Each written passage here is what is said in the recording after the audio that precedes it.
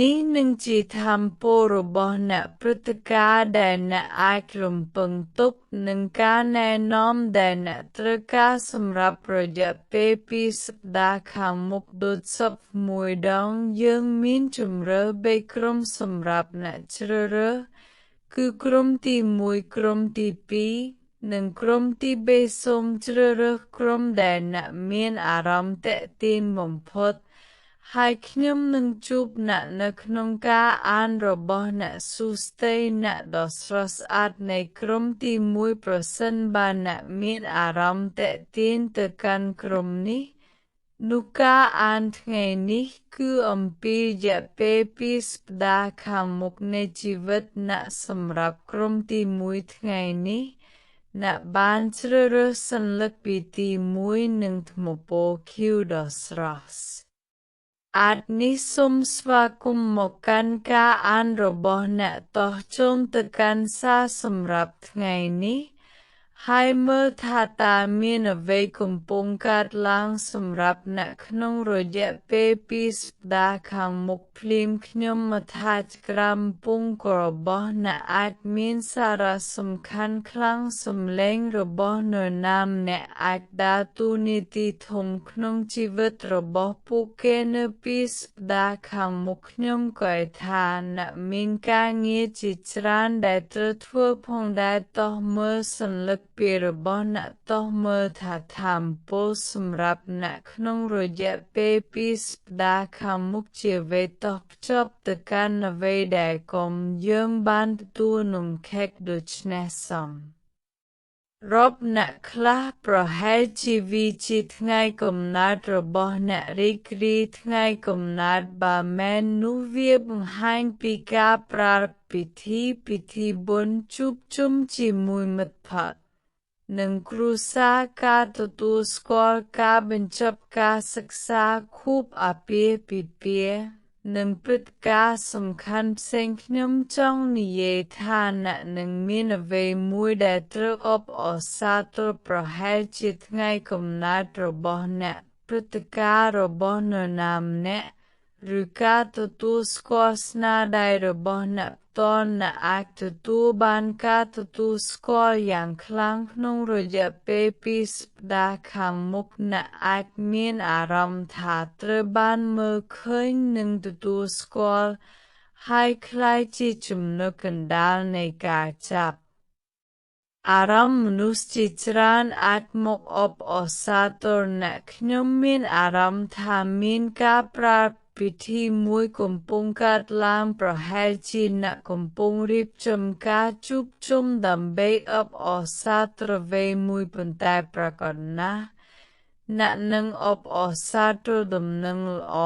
អ្វីដែលសំខាន់និងស្រស់ស្អាតមួយទោះយ៉ាងណាខ្ញុំនៅតែថាអ្នកមានការងារជាច្រើនដែលត្រូវធ្វើទោះបីអ្នកកំពុងអបអរសាទរក៏ដោយក៏នៅតែមានរឿងជាច្រើនកំពុងកើតឡើងក្នុងជីវិតរបស់អ្នកដែលត្រូវការយកចិត្តទុកដាក់ការប្រារព្ធពិធីនេះមិនមែនមានន័យថាអ្នកបានឈានដល់ចំណុចចុងក្រោយនោះទេវាមានអារម្មណ៍ថានៅមានអ្វីជាច្រើនទៀតដែលអ្នកត្រូវធ្វើបន្តពីការអបអរសាទរនេះខ្ញុំចង់ដកសន្លឹកពីមួយទៀតដើម្បីទទួលបានព័ត៌មានបន្ថែមអូព្រះអាយម៉ូតូនេះបន្ត្រលេចឡើងក្នុងការអានរបស់ខ្ញុំថ្មីនេះប្រហែលជាមានអ្វីមួយកំពុងខិតមករកអ្នកយ៉ាងឆាប់រហ័សក្នុងរយៈពេល2សប្តាហ៍ខាងមុខប្រហែលជាមានដំណឹងឬព្រឹត្តិការណ៍មួយកំពុងខិតជិតមកដល់យើងមានសន្លឹកពីដែលនិយាយអំពីហេតុ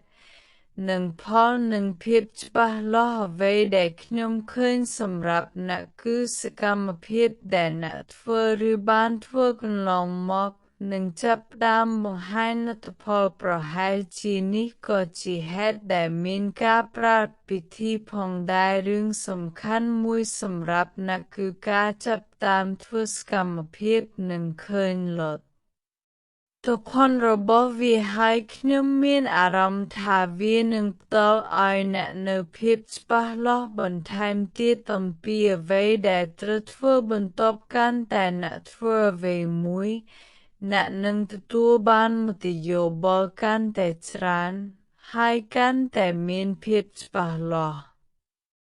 វានឹងជួយអ្នកយ៉ាងខ្លាំងណាស់ក៏មានសញ្ញាល្ខពី High Priestess នៅផ្នែកខាងលើផងដែរដែលបង្ហាញថារយៈពេល2សប្តាហ៍ខាងមុខនឹងភ្ជាប់អ្នកទៅកាន់វិចារណញ្ញាណរបស់អ្នកយ៉ាងខ្លាំងកាន់តែអ្នកធ្វើអ្វីមួយអ្នកទទួលបានមតិយោបល់កាន់តែច្រើនកាន់តែមានភាពច្បាស់លាស់ហើយអ្នកនឹងដឹងកាន់តែច្បាស់ថាអ្នកគួរធ្វើអ្វីបន្តទៅមុខទៀតប្រហែលជាអ្នកមានអារម្មណ៍ថាអ្នកមិនបានធ្វើជាខ្លួនឯងពេញលេញឬមិនបានថែរក្សាខ្លួនឯងឲ្យបានល្អហើយវាដូចជាពេលដែលអ្នកនិយាយថាខ្ញុំត្រូវបញ្ឈប់របៀបចាស់នេះហើយចាប់ផ្ដើមថែរក្សាខ្លួនឯងឲ្យប្រសើរឡើងនេះគឺជាការផ្លាស់ប្ដូរថ្មីដែរខ្ញុំឃើញសម្រាប់អ្នកអាចសាកល្បងទម្លាប់ថ្មីអាហារូបថ្មីឬសម្លៀកបំពាក់ថ្មីមានការពិសោធន៍និងការសាកល្បងអ្វីថ្មីជាច្រើនក្នុងរយៈពេល2សប្តាហ៍ខាងមុខអ្នកកំពុងស្វែងរកអ្វីដែលសមស្របបំផុតសម្រាប់ខ្លួនអ្នកខ្ញុំមានអារម្មណ៍ថាស្តង់ដាររបស់អ្នកកំពុងកើនឡើងអ្នកមិនចង់ប្រញាប់ទៀតទេប៉ុន្តែចង់ធ្វើវាឲ្យត្រឹមត្រូវប្រសិនបើអ្វីមួយត្រូវការពេលបន្ថែមបន្តិចវាក៏ប្រសើរជាងការប្រញាប់ហើយទទួលបានលទ្ធផលមិនល្អអ្នកនឹងអាចជំនះបញ្ហាមួយចំនួនបានដោយជោគជ័យហើយមានសុភមង្គលយ៉ាងខ្លាំងប្រសិនបើអ្នកបានជួបឧបសគ្គឬបញ្ហាមួយចំនួនវាមានអារម្មណ៍ថាអ្នកកំពុងចាប់ផ្ដើមឆ្លងកាត់វាបានហើយមានការផ្លាស់ប្ដូរទៅរកអ្វីដែលប្រសើរជាងមុនស្ថានភាពគ្រួសារឬផ្ទះក៏អាចមានការកែលម្អផងដែរសរុបមកវាមានអារម្មណ៍ថាជីវិតរបស់អ្នកកំពុងកាន់តែប្រសើរឡើងមានផ្លូវចេញពីស្ថានភាពដែលបានធ្វើឲ្យអ្នកមានអារម្មណ៍ជាប់គាំងអ្នកបានលះបង់ច្រើនណាស់ហើយលើនេះរយៈពេល2សប្តាហ៍ខាងមុខគឺជាពេលវេលាដើម្បីផ្ដល់វេលល្អឲ្យខ្លួនឯងវិញអ្នកនឹងមានអារម្មណ៍ស្រស់ស្រាយមានសេរីភាពនិងជាសះស្បើយឡើងវិញអ្នកនឹងមានអារម្មណ៍ថាជាខ្លួនឯងម្ដងទៀតសូមអរគុណចំពោះការទស្សនាហើយខ្ញុំសង្ឃឹមថានឹងបានជួបអ្នកក្នុងវីដេអូបន្ទាប់លះហើយសូមអរគុណចំពោះការចូលចិត្តការអានបៀរបស់ខ្ញុំសូមជួយ like share និង subscribe channel របស់ខ្ញុំម្នាក់មួយផងសូមជួយឧបត្ថម្ភការអានបៀដោយ scan លើ barcode នៃមានដាក់បង្ហាញលើអេក្រង់ទូរស័ព្ទនេះផងដែរសូមអរគុណជួបគ្នាក្នុងឱកាសក្រោយសួស្តីអ្នកដ៏ស្រស់ស្អាតទាំងអស់គ្នាសម្រាប់អ្នកដែលបានជ្រើសរើសគំនិតទី2នេះគឺជាការអានសារសម្រាប់អ្នកនៅថ្ងៃនេះអំពីអ្វីដែលអ្នកអាចរំពឹងថានឹងកើតឡើងក្នុងរយៈពេល2សប្តាហ៍ខាងមុខប្រសិនបើអ្នកបានជ្រើសរើសគំនិតទី2ជាមួយនឹងជោគគំនូរនិងបន្ទះពណ៌សូមស្វាគមន៍មកកាន់ការអានរបស់អ្នកឥឡូវនេះតោះមកមើលថាថាមពលរបស់អ្នកក្នុងរយៈពេល2សប្តាហ៍ខាងមុខនឹងទៅជាយ៉ាងណានិងអ្វីដែលអ្នកអាចរំពឹងបានជាមួយនឹងរូបមេអំបៅនេះខ្ញុំមានអារម្មណ៍ថា2សប្តាហ៍ខាងមុខអ្វីនឹងចាប់ផ្ដើមប្រសើរឡើងសម្រាប់អ្នកខ្ញុំពាក្យថាការរីកចម្រើនអ្វីកំពុងតែប្រសើរឡើងបន្តិចចម្ដងប៉ុន្តែពិតប្រាកដខ្ញុំក៏ឃើញថាអ្នកកំពុងត្រៀមខ្លួនចេញពីថាមពលដូចជាដង្កូវក្នុងសម្បុកអ្នកធ្លាប់មានអារម្មណ៍ថាមានអ្វីមួយកំពុងបង្កើតអ្នកកំពុងកែច្នៃអ្នកត្រូវការពេលវេលានៅក្នុងសម្បុកនោះដើម្បីត្រៀមខ្លួនសម្រាប់អ្វីដែលនឹងមកដល់ក្នុងជីវិតហើយខ្ញុំមានអារម្មណ៍ថាក្នុងរយៈពេល2សប្តាហ៍ខាងមុខ នឹងមានការផ្លាស់ប្ដូរដ៏វិជ្ជមានឬការផ្លាស់ប្ដូរដំណាក់កាលដ៏សំខាន់មួយក្នុងជីវិតនិងថាមពលរបស់អ្នកគួរឲ្យចាប់អារម្មណ៍ណាស់អ្នកទទួលបានសូកូឡាខណៈដែលអ្នកផ្សេងទៀតបាននំខេកវាមានប្រធានបទដ៏ល្អមួយខ្ញុំមានអារម្មណ៍ថាថាមពលនេះនាំនៅការពេញចិត្តការសម្អាតខ្លួនសេចក្តីស្រឡាញ់មនោសញ្ចេតនាការផ្ដល់រង្វាន់ឲ្យខ្លួនឯងភាពផ្អែមល្ហែមភាពសម្បូរបែបភាពរលោងការចំណាយលើអ្វីដែលល្អការញ៉ាំអាហារល្អការធ្វើវាឲ្យបានត្រឹមត្រូវការអបអរសាទរនិងអារម្មណ៍ល្អប្រសើរឡើងជាដំបូងខ្ញុំឃើញថាអារម្មណ៍របស់អ្នកនឹងស្រស់ស្រាយខ្លាំងអ្នកនឹងផ្ដល់រង្វាន់ឲ្យខ្លួនឯងក្នុងរយៈពេល2សប្តាហ៍នេះនឹងមានការថែរក្សាខ្លួនឯងជាច្រើនពាក្យថាសម្បូរបែបនៅតែបន្ត្រលេចឡើងក្នុងចិត្តខ្ញុំប្រហែលជាអ្នកនឹងចំណាយប្រាក់ទៅលើរបស់ដែលអ្នកចង់ទិញឲ្យខ្លួនឯងជាយូរមកហើយប្រហែលជាអ្នកកំពុងកែម្អសម្លៀកបំពាក់របស់អ្នកឬទិញអ្វីមួយសម្រាប់តែអ្នកអាចទិញរបស់ដែលអ្នកតែងតែចង់បានដូចជារថយន្តឬផ្ទះឬក៏វាអាចជារឿងសាមញ្ញដូចជាការកែម្អខ្លួនឯងតាមរបៀបណាមួយថាមពលរបស់អ្នកក្នុង2សប្តាហ៍នេះគឺចង់កែម្អសម្លៀកបំពាក់រូបរាងឬចង់មានថ្ងៃថែរក្សាខ្លួនឯងប្រហែលជាសូម្បីតែ1សប្តាហ៍ពេញប្រហែលជាអ្នកនឹងទៅវិសម្កាលប៉ុន្តែខ្ញុំឃើញថាអ្នកកំពុងផ្ដល់រង្វាន់ឲ្យខ្លួនឯងមានអ្វីមួយអំពីទំនាក់ទំនងរបស់អ្នកជាមួយខ្លួនឯងដែលអ្នកនិយាយថាខ្ញុំចង់មានចិត្តល្អចំពោះខ្លួនឯងខ្ញុំសុំនឹងទទួលបានរឿងទាំងនេះខ្ញុំសុំនឹងទទួលបានការថែទាំល្អខ្ញុំសុំនឹងផ្ដល់រង្វាន់ឲ្យខ្លួនឯងខ្ញុំសុំនឹងទទួលបានអ្វីដែលល្អអ្វីដែលគួរឲ្យចាប់អារម្មណ៍ទៀតនោះគឺមានសារឲ្យធ្វើវាឲ្យបានត្រឹមត្រូវដូច្នេះក្នុង2សប្តាហ៍ខាងមុខមានការសង្កត់ធ្ងន់យ៉ាងខ្លាំងលើការធ្វើអ្វីតាមរបៀបត្រឹមត្រូវមិនប្រញាប់មិនធ្វើឲ្យរួចតែប៉ុណ្ណោះខ្ញុំមានអារម្មណ៍ថាអ្នកពិតជាចង់ធ្វើវាឲ្យបានល្អទោះបីត្រូវការពេលវេលាបន្ថែមបន្តិចក៏ដោយអ្នកមិនចង់ប្រញាប់ឡើយអ្នកប្រហែលជាកំពុងត្រៀមសិក្សាឬចាប់តាមគម្រោងមួយខ្ញុំមិនដឹងថាអ្នកនឹងចាប់តាមវាក្នុង2សប្តាហ៍នេះឬអត់ប៉ុន្តែខ្ញុំបានហំពីគម្រោងមួយប្រហែលជាវាជាអ្វីដែលអ្នកនឹងចាប់តាមឬកំពុងត្រៀមខ្លួនសម្រាប់វាខ្ញុំមានអារម្មណ៍ថា2សប្តាហ៍នេះអ្នកកំពុងត្រៀមខ្លួនសម្រាប់អ្វីមួយប៉ុន្តែជាការរៀបចំខ្លួនឯងនិងបុគ្គលិកលក្ខណៈរបស់អ្នកដើម្បីឈានចូលទៅក្នុងថាមពលថ្មីមួយខ្ញុំបន្តហំពីការកែម្អសម្លៀកបំពាក់ឬរូបរាងរបស់អ្នកប្រហែលជាប្ដូរស្ទីលសក់ឬអ្វីមួយដែលធ្វើឲ្យអ្នកក្លាយជាគំនិតថ្មីរបស់ខ្លួនឯងដើម្បីបង្ហាញអត្តសញ្ញាណដែលអ្នកចង់ទាក់ទាញចូលក្នុងជីវិតខ្ញុំមានអារម្មណ៍ថាអ្នកនឹងមានអារម្មណ៍ល្អណាស់វាជាពេលវេលាដ៏ល្អមួយឥឡូវនេះតោះមើលថាមពលផ្សេងទៀតសម្រាប់2សប្តាហ៍ខាងមុខអ្នកទទួលបានសន្លឹក The Alchemist ដែលតំណាងឲ្យតុល្យភាពការបង្កើតថ្មីនិងការបំផ្លាញវាមានថាមពលខ្លាំងណាស់ឥឡូវខ្ញុំយល់ហើយថាហេតុអ្វីខ្ញុំមានអារម្មណ៍ថាអ្នកកំពុងកែអ្វីមួយក្នុង2សប្តាហ៍នេះនឹងមានពេលវេលាមួយដែលអ្វីមួយត្រូវបានបញ្ចប់ឬបំបែកចោលដើម្បីឲ្យអ្វីថ្មីអាចកើតឡើងនេះមិនមែនមានន័យថារឿងអាក្រក់នឹងកើតឡើងទេខ្ញុំមានអារម្មណ៍ថាវាជាការបំបែកចោលនៅគំនិតចាស់របស់អ្នកដែលលែងមានប្រយោជន៍សម្រាប់អ្នកទៀតហើយអ្នកកំពុងបង្កើតគំនិតថ្មីរបស់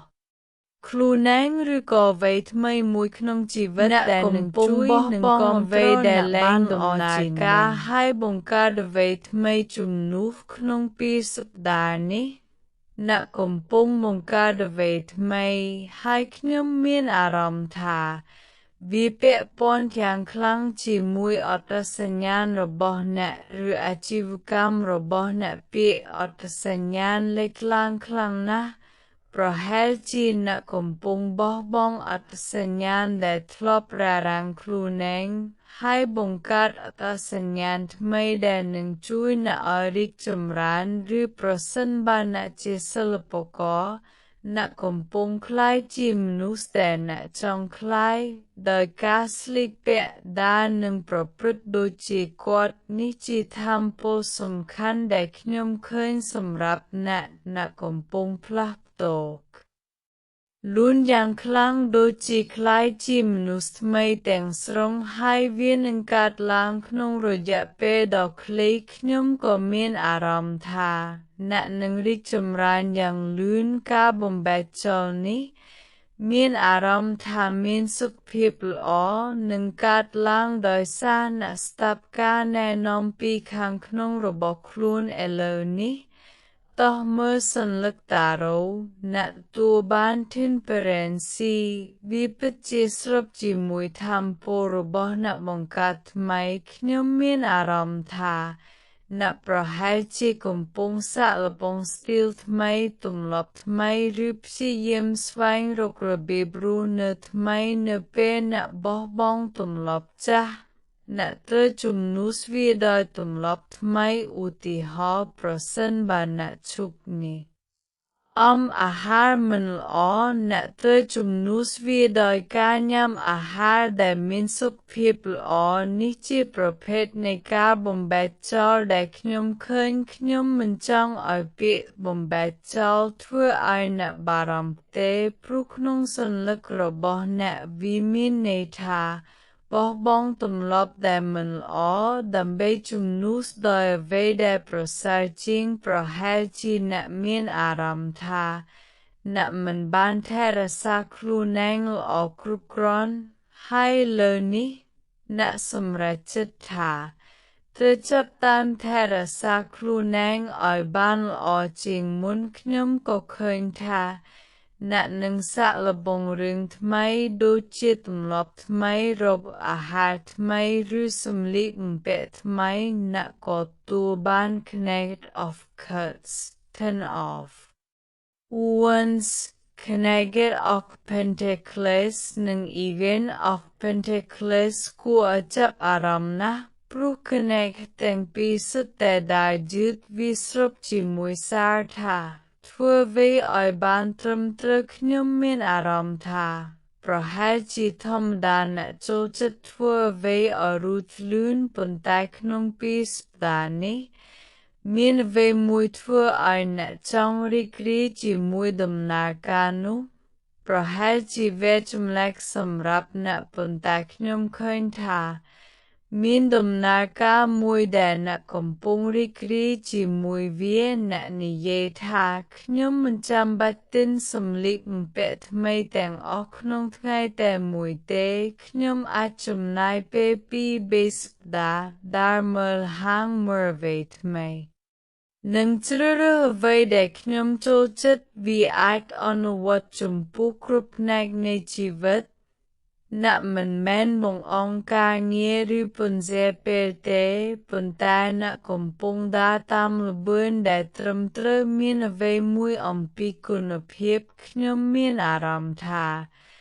ស្តង់ដាររបស់អ្នកបានកើនឡើងជាមួយនឹង Ten of Wands ខ្ញុំមានអារម្មណ៍ថាអ្នកប្រហែលជាទើបតែមានអារម្មណ៍ថាខ្ញុំមិនអាចបន្តរកបែបនេះទៀតបានទេអ្វីធ្ងន់ពេកហើយខ្ញុំត្រូវផ្លាស់ប្ដូរខ្ញុំក៏ឃើញថាអ្នកកំពុងវិនិយោគពេលវេលានិងការយកចិត្តទុកដាក់យ៉ាងច្រើនលើខ្លួនឯងក្នុងពីសប្តាហ៍នេះអ្នកនឹងក្លាយជាអាទិភាពលេខ1របស់ខ្លួនឯងប្រសិនបើពាក់ព័ន្ធនឹងការងារឬអាជីវកម្មអ្នកនឹងមានវិធីសាស្ត្រដែលមានភាពច្បាស់លាស់និងហ្មត់ចត់ជាងមុនអ្នកនឹងស្វែងរកមនុស្សត្រឹមត្រូវសម្រាប់ជួយគម្រោងរបស់អ្នកស្វែងរកសម្លៀកបំពាក់ត្រឹមត្រូវឬម៉ូដស័ក្តិដែលសមនឹងអ្នកនេះជា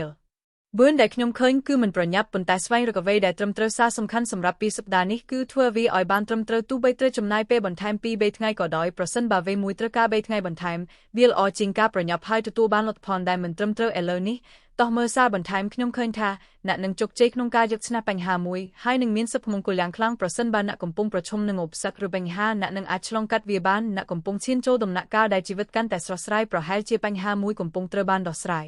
ខ្ញុំក៏ឃើញបញ្ហាគ្រួសារនិងការផ្លាស់ប្ដូរទៅរកអ្វីដែលប្រសើរជាងមុនប្រហែលជាស្ថានភាពនៅផ្ទះឬក្នុងគ្រួសារនឹងប្រសើរឡើងប្រហែលជាបញ្ហាទំនាក់ទំនងឬបញ្ហាផ្ទះសម្បែងនឹងទទួលបានលទ្ធផលល្អជាទូទៅអ្នកអាចរំពឹងថានឹងមានការផ្លាស់ប្ដូរដ៏ល្អប្រសើរហើយអ្វីក្នុងជីវិតនឹងបន្តរីកចម្រើនសន្លឹកចុងក្រោយរបស់អ្នកគឺទី12លេខ12អាចមានសារៈសំខាន់ខ្ញុំឃើញទ្រង់មួយដែលសម្រាប់ខ្ញុំតំណាងឲ្យសេរីភាពប្រហែលជាក្នុង2សប្តាហ៍នេះអ្នកនឹងលំដោះខ្លួនចេញពីថាមពលឬស្ថានភាពមួយសន្លឹកនេះក៏និយាយអំពីវិញ្ញាណភាពលើសពីកម្រិតកម្មការលះបង់និងការព្យាបាលផងដែរខ្ញុំមានអារម្មណ៍ថាមានផ្លូវចេញពីស្ថានភាពមួយខ្ញុំក៏ថាអ្នកបានលះបង់ជាច្រើនដូច្នេះពីសប្តាហ៍ខាងមុខនឹងជាពេលដែលអ្នកចាប់ផ្ដើមផ្ទាល់ឲ្យខ្លួនឯងវានឹងផ្ដល់សេរីភាពដល់អ្នកក្នុងផ្នែកណាមួយនៃជីវិតអ្នកនឹងរកឃើញសន្តិភាពកាន់តែច្រើននិងអាចព្យាបាលស្ថានភាពមួយបានយ៉ាងពិតប្រាកដនៅចុងបញ្ចប់នៃ2សប្តាហ៍នេះ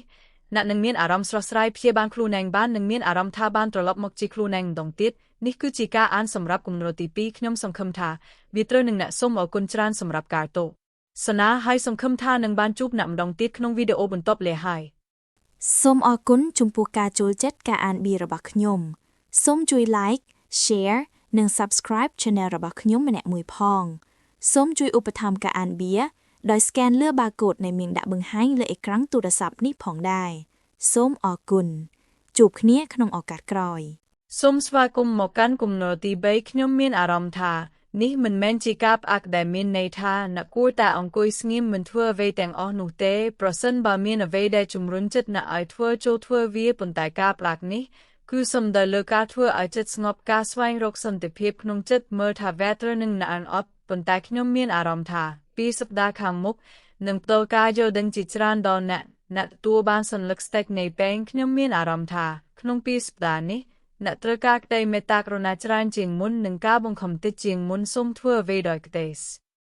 ឡាញ់ដោយចិត្តអ្នកល្អនិងបេះដូងល្អព្យាយាមរស់នៅដោយសន្តិភាពស្តេចនៃពេងក៏កំពុងបង្រៀនអ្នកអំពីភាពអត់ធ្មត់និងវិធីសាស្ត្រថ្មីក្នុងការរស់នៅផងដែរគាត់មានភាពស្ងប់ស្ងាត់មានការគ្រប់គ្រងខ្លួនឯងអត់ធ្មត់មានភាពនឹងណល់ពោពេញដោយក្តីស្រឡាញ់និងតែងតែចង់ជួយអ្នកដទៃខ្ញុំឃើញថាក្នុង2សប្តាហ៍នេះអ្នកគួរឈានចូលទៅក្នុងថាមពលបែបនេះសូម្បីតែចំពោះខ្លួនឯងក៏ដោយអ្នកសមនឹងមានភាពចង់ដឹងចង់ឃើញនោះជារឿងសំខាន់ប្រសិនបើអ្នកមានគោលដៅណាមួយក្នុងជីវិត2សប្តាហ៍នេះសូមមានភាពចង់ដឹងចង់ឃើញអំពីវាឥឡូវនេះខ្ញុំសូមមើលសន្លឹកទាំងអស់របស់អ្នកទួបាន The Fool, The Devil និង The Edge វាពិតជាពេលវេលាដែលត្រូវចាក់ចេញពីអ្វីមួយសម្រាប់គំនិតទី3ខ្ញុំមានអារម្មណ៍ថាវាអាចជាស្ថានភាពផ្លូវចិត្តបរិយាកាសឬទម្លាប់ដែលអ្នកបន្តធ្វើម្ដងហើយម្ដងទៀតមានអ្វីមួយដែលអ្នកបានព្យាយាមលាក់បាំងឬបញ្ចុះបញ្ចូលខ្លួនឯងថាវាមិនអាក្រក់ទេពេលខ្លះយើងក៏ហៅខ្លួនឯងថាអ្វីដែលយើងធ្វើមិនមែនជាបញ្ហាទោះបីយើងដឹងក្នុងចិត្តថាវាមិនល្អក៏ដោយឧទាហរណ៍អ្នកដឹងថាការចូលគេងម៉ោង3ភ្លឺមិនល្អប៉ុន្តែអ្នកនៅតែប្រាប់ខ្លួនឯងថាមិនអីទេខ្ញុំផ្ទាល់ក៏ធ្លាប់ធ្វើបែបនេះដែរខ្ញុំចូលគេងយឺតហើយគិតថាមិនអីទេថ្ងៃស្អែកខ្ញុំនឹងភ្ញាក់បានប៉ុន្តែពេលព្រឹកវាពិបាកណាស់ក្នុងការក្រោកនេះគ្រាន់តែជាឧទាហរណ៍សាមញ្ញប៉ុណ្ណោះប្រហែលជាអ្នកកំពុងធ្វើអ្វីមួយដែលអ្នកដឹងថាមិនគួរធ្វើឬនៅជាមួយមនុស្សដែលអ្នកមានអារម្មណ៍ថាមិនសមនឹងអ្នករាល់ពេលដែលអ្នកចេញពីការជួបពួកគេអ្នកមានអារម្មណ៍មិនស្រួលហាក់ដូចជាពួកគេបានបំផ្លាញថាមពលល្អរបស់អ្នកខ្ញុំមានអារម្មណ៍ថាដល់ពេលដែលត្រូវបញ្ឈប់ការធ្វើអ្វីដែលអ្នកដឹងថាមិនល្អសម្រាប់ខ្លួនឯងសម្រាប់អ្នកខ្លះវាអាចជាការញៀនការចុកបារីការផឹកស្រាការញ៉ាំអាហារមិនល្អការពន្យាពេលឬភាពខ្ជិលអ្នកមិនអាចជាមនុស្សដែលមានមហិច្ឆតានិងខ្ជិលក្នុងពេលតែមួយបានទេព្រោះអ្នកនឹងមានត្រឹមតែមហិច្ឆតាប៉ុន្តែមិនអាចបំពេញសក្តានុពលរបស់ខ្លួនបានឡើយដូច្នេះក្នុង2សប្តាហ៍នេះសូមមានភាពចង់ដឹងចង់ឃើញអំពីឧបសគ្គបណ្ដោះអាសន្ននេះខ្ញុំតែងតែពន្យល់ពាក្យទាំងនេះព្រោះខ្ញុំមិនចង់ឲ្យអ្នកបារម្ភខ្ញុំចង់និយាយថាកុំឈប់ធ្វើសកម្មភាពប៉ុន្តែសូមរក្សាចិត្តឲ្យស្ងប់មានសន្តិភាពក្នុងចិត្តហើយមានភាពចង់ដឹងចង់ឃើញអំពីជីវិតខ្ញុំចង់ឲ្យអ្នកផ្លាស់ប្ដូរពីការផ្ដោតតែលើទិផលមកផ្ដោតលើដំណើរការប្រសិនបើអ្នកមានមហិច្ឆតាចង់ក្លាយជាម្ចាស់អាជីវកម្មមកដល់ជោគជ័យហើយគោលដៅនោះហាក់ដូចជាពិបាកខ្លាំងសូមសួរខ្លួនឯងថាថ្ងៃនេះខ្ញុំអាចធ្វើអ្វីបានខ្លះដើម្បីឈានទៅរកគោលដៅនោះប្រសិនបើវាជាអាជីវកម្មអនឡាញអ្នកអាចចាប់តាមបង្កើតគេហទំព័រប្រសិនបើវាជាអាជីវកម្មផ្ទាល់អ្នកអាចចាប់តាមបង្កើតផលិតផលឬគម្រោងរបស់អ្នកនេះគឺជាភាពស្ងប់ដែលអ្នកត្រូវការនៅពេលនេះគ្រាន់តែមានភាពចង់ដឹងចង់ឃើញកុំធ្ងន់ធ្ងរពេកខ្ញុំក៏ថាមានអ្វីមួយក្នុងជីវិតរបស់អ្នកហាក់ដូចជាធំពេកឬពិបាកពេកដូច្នេះសូមបំបែកវាជាជំហានតូច ณตัวบ้านสัญลักษณ์บางอังเวทแต่มีในทากาสสารปีณแต่ก็สสารณกาอบอสาโตพิปริกรีหนึ่งกาสบายณกอตัวบ้านพีฟอกแต่มีสารทาตระปรุงประยัดจมพูหมดนเพียบผู้เฮ็ดขยมมีอารมณ์ทาหมดนเพียบระบอบณประหารจีก็จีเรื่องมวยได้รารังณมันอ้อยสมไรโกได้คลาพองได้วิจิทำปอดอสมกสมัยณดังท่าณไอคลายจีนระนำณบ้านปนแต่มันจ้องชลงกัดดมนานุเพลตรบเพียบจกใจมันแต่งแต่พลือทลาหนึ่งสระสาเตประหารจีนณจ้องจกใจคลั่งปนแต่ดมนานุมันแมนสุดแต่อาจารย์ไล่มนุษย์พิจารณาขันแต่พอจงกรอยดูจีลอยรุเสรีเพียบปนแต่มันบานขันกาลมบะหนึ่งกาคัดคมได้ตรชลงกัดนุเตดูชเนขนมปีสดานีขยมจ้องอ้อยณมีนเพียบสบายดีกรีกุมอ้อยทำปูในกาจบแกงบันดออาสนิทั่วอ้อยณบารมประหารชีวิตจีเปแดนกูแต่ชุบเยาวชีวิตรู้จิครูแนงทวนทมเปขยมมีนอารมณ์ทาณคลากุมปุงจครูแนงทวนทมเปกให้นูอาจิบสกตมมพดปรูเนเปณดครูแนงทวนทมเปกณหนึ่งเหมือนจับตามเวเวเตให้ณหนึ่งกถาขเมียนเวลออกกรุบกรอนไลเอเลนีสัญลักษณ์จงกรอยระบณคือพระอาทิตย์ได้ดำนางอ้อยกาบงให้ครูแนงหนึ่งการุณตามกาปตรบอกครูนตาณคืนเตถาดำบงมินทำปูในกาเประบังให้เนจงกรอยมินพระอาทิตย์มินกาบงให้อัตสัญญาณปิดขยมมินอารมณ์ถาปีสัปดาห์คำมุกนี้คือจีเปแดนณหนึ่งดอกระบังเจนให้เตรียมครูนคลายจีครูแนงปิดประกาศขยมก็เคยตีพรำได้ดำนางอาจุมน้องจุมโนจิตกาเล่งก็มาพิบจีเจเลครูแนงหนึ่งพิบในประดิษฐ์วิสรดิงหนึ่งพิบจ้องดึงจ้องเคยระบบก็มาร์กยมขึ้นเนินนำแนกมปงชินโจลตะขนงสมุดไม่เอาไว้อักเตรูดสำหรับแนอักทั่วไว้ก่อบ้านหนึ่งคล้ายจีนรนาก่อบ้านโดชเนสมทั่วจิครูแนงชุกและกาปตรบแนชุกสิเยี่ยมสำหรับครูนตะกันแรงได้ตูดเป็กสำหรับแนประหารจีนิให้จีมูลเหตุได้แนมีนอารมณ์ทาจบแกงปรูณกมปงสิเยี่ยมสแนนขนงที่ตั้งได้ตูดเป็กสำหรับสดานุปรบแนดังท่าอักคลายจีนรนาปนแต่เปคลานุก็อาจคลายจิสตรธมงพดระบยังได้ยังขึ้นแต่เปปัจจุบันหนึ่งกูเดจงกรายปนแต่มันขึ้นดมนาเนกันดาวเตอุติหอนักขึ้นครูนเองสับไงให้ขึ้นครูนเองจิมหาเสถเทนุกุมลาทุมเปกระหดทั่วไอณมีนอารมณ์ท่ามันอักตดอบ้านปนแต่เจ้าบามีนดมนักการจิตรานเนกันดาวนุประหารจีมีนกุมในมวยระบณได้รกบ้านมวย$10,000บนตบมกมวย$100,000ให้จงกรอยตึกคลายจิมหาเศรษฐีขยมมีนอารมณ์ทากาพลับโดตุสเนแบบนี้อาจช่วยณบ้านจีมวยหนึ่งทำโปสดงอกประหารชีวิตจิสดวิญญาณระบณวิอาจช่วยณเนเปคลาเป็นแต่ก็อาจคลายจิตทำโปได้รารังณบ้านได้ปรูณแต่งแต่จ้องบ้านเวเดลอมพดนูมันแม่นจีเรื่องอักระเตปนแต่เปคลาวิอาจคลายจีบสกรบณนี่คือจีบเน็กส์รมอในทำโปนูกรุปเวสแต่มีนพเนกพลื้หนึ่งพเนกสรมอลเวเดสำคัญคือตาณเรนเวกาจีมวยพเนกสรมอนูยังโดจุมเด็ดนี่คือจีเวเดขยมมีนสำหรับณขนงระยะเปปีสัปดาห์ขังมุกขยมสงคมทา ការអាននេះត្រូវនឹងអ្នកសូមអរគុណច្រើនសម្រាប់ការទស្សនាហើយសង្ឃឹមថានឹងបានជួបអ្នកម្ដងទៀតក្នុងវីដេអូបន្ទាប់លាហើយសូមអរគុណចំពោះការចូលចិត្តការអានបៀរបស់ខ្ញុំសូមជួយ like share និង subscribe channel របស់ខ្ញុំម្នាក់មួយផងសូមជួយឧបត្ថម្ភការអានបៀដោយ scan លើ barcode នៃមានដាក់បង្ហាញលើអេក្រង់ទូរស័ព្ទនេះផងដែរសូមអរគុណជួបគ្នាក្នុងឱកាសក្រោយ